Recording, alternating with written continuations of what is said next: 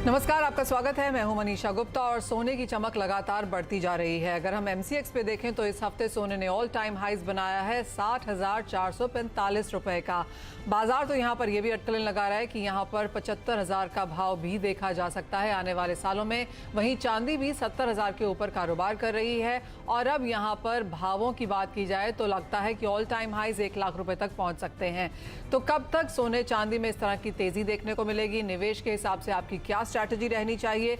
बताने के लिए हमारे साथ मौजूद हैं केडिया कमोडिटीज के अजय केडिया, कोटक सिक्योरिटीज के रविंद्र राव, निर्मल बैंक कमोडिटीज के कुणाल शाह एंड chartandtrade.com के फाउंडर विकास बगारिया।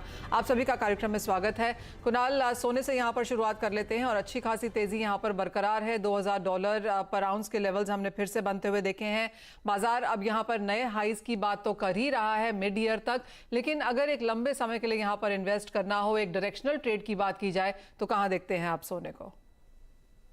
जी मैं लगातार आपके शो में बता रहा हूँ कि gold is a strategic investment right now. अभी जो वेस्टर्न सेंट्रल बैंक है उनके लिए इतनी बड़ी दुविधा हो गई है, वो लोग रेट बढ़ाते हैं तो वहां पे बैंक्स, फाइनेंशियल सेक्टर, दूसरे सेक्टर में प्रॉब्लम हो रही है। इतने फास्ट इंटरेस्ट रेट कभी भी फाइनेंशियल मार्केट की हिस्ट्री में बढ़े नहीं है, और अगर वो लोग रेट बढ़ाने का बंद करके कम करते हैं तो फिर से इन्फ्लेशन बढ़ जाता है। सो ऐसे जंक्शन में किधर प्रॉब्लम होने वाला है वो प्रेडिक्ट करना बहुत डिफिकल्ट है। उसके ऊपर से geopolitical tension day by day world में बढ़ रहे हैं, कम नहीं हो रहे हैं।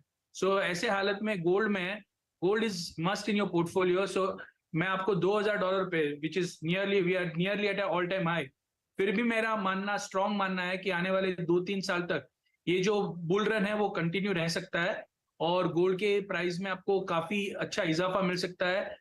डॉलर आगे जाके धीरे धीरे, जो डॉलर ट्रेड है पूरे वर्ल्ड में, वो सब कंट्रीज अपनी अपनी करेंसी में ट्रेड कर रहे हैं। सो डॉलर की वैल्यू धीरे धीरे डिप्रिशिएट हो रही है, not a price, I am talking about the value. So ऐसे में gold is definitely strategic investment. Central bank खुद गोल्ड बाई कर रहे हैं।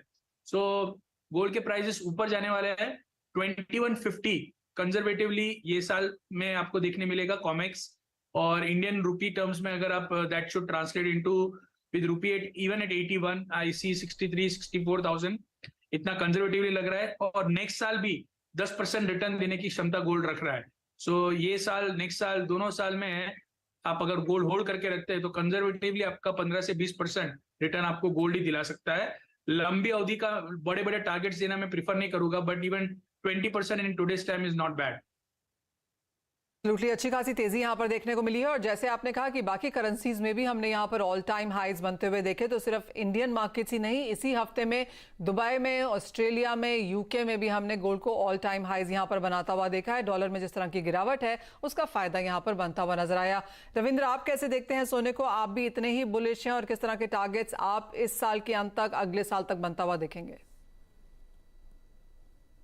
मनीषा, बिल्कुल मेरे हिसाब से गोल्ड के लिए अभी एज ऑफ नाउ कोई नेगेटिव फैक्टर नहीं है, क्योंकि जैसे कुणाल ने बताया कि फेड का जो सिचुएशन है that is very good for gold, क्योंकि इंटरेस्ट रेट अभी वो ज्यादा बढ़ा नहीं सकते और इन्फ्लेशन भी उनके लिए कंसर्न है। लेकिन if you look at the fundamentals, मेरे हिसाब से सीपीआई इन्फ्लेशन ऑलरेडी वहां पे घट के आ रहा है, और अभी एनर्जी प्राइसेस नीचे है, होम प्राइसेस में नीचे आने की चांसेस है। तो I think inflation might further come down, so that might be relaxing factor for Fed, जहाँ पे वो एक रेट हाइक पे पॉज ले सकते हैं। और अगर इस बार का एफओएमसी मीटिंग देखे तो उसमें थोड़े से डॉविश साउंड किए थे, और अभी जो अगर डॉट प्लॉट दिखता है तो it shows that till 2023 there might not be any rate cut. लेकिन if you look at the money market is projecting around 90 basis point of rate cut in 2023. और अगर आप हिस्ट्री देखें तो हिस्ट्री में जब भी रेट कट हुआ है that is very much positive for gold. दूसरा जो गोल्ड के लिए पॉजिटिव फैक्टर है that is yield curve inversion. तो रिसेशन के चलते गोल्ड को एक बहुत अच्छा सपोर्ट, बहुत अच्छा बूस्ट मिल सकता है। If you look at the last 7 recessions में, 5 रिसेशंस में गोल्ड हैज परफॉर्म्ड।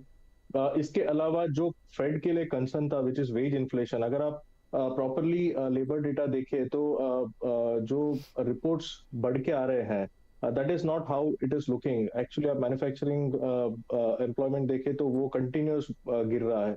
तो आई थिंक वो भी एक सपोर्टिव फैक्टर है जहाँ पे Fed might take a pause. तो मेरे हिसाब से एक और हाइक हो सकता है, but then we might see a cut in interest rates and that might go well with gold. तो मेरे हिसाब से gold is poised to test all time highs which is around 2070 2080, जो मेरा पहला टारगेट होगा। और अगर आप चार्ट्स पे भी देखें तो वीकली चार्ट्स पे एक अच्छा inverse head and shoulder pattern बना है, जो कि कंफर्म ये वीक के क्लोजिंग पे होगा। अगर 1990 के ऊपर स्पॉट क्लोजिंग आ जाता है तो that might be confirmed and initial target is somewhere around $2100।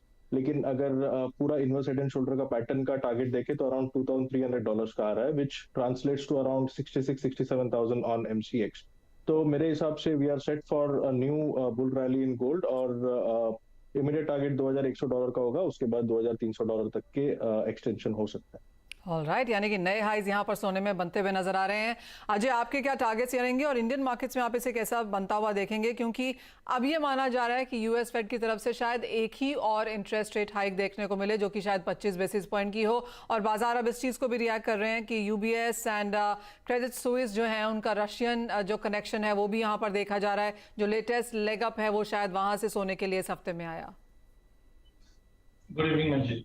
Definitely जो परफेक्ट इंग्रेडिएंट रहता है तेजी का वो इस वक्त हम देख पा रहे हैं बुलियन के अंदर, चाहे हम जियोपॉलिटिकल की बात करें, चाहे पिछले साल हमने जो रेट हाइक देखा था उसके बाद एक थोड़ा पुलबैक जरूर था, बट ये डिले था।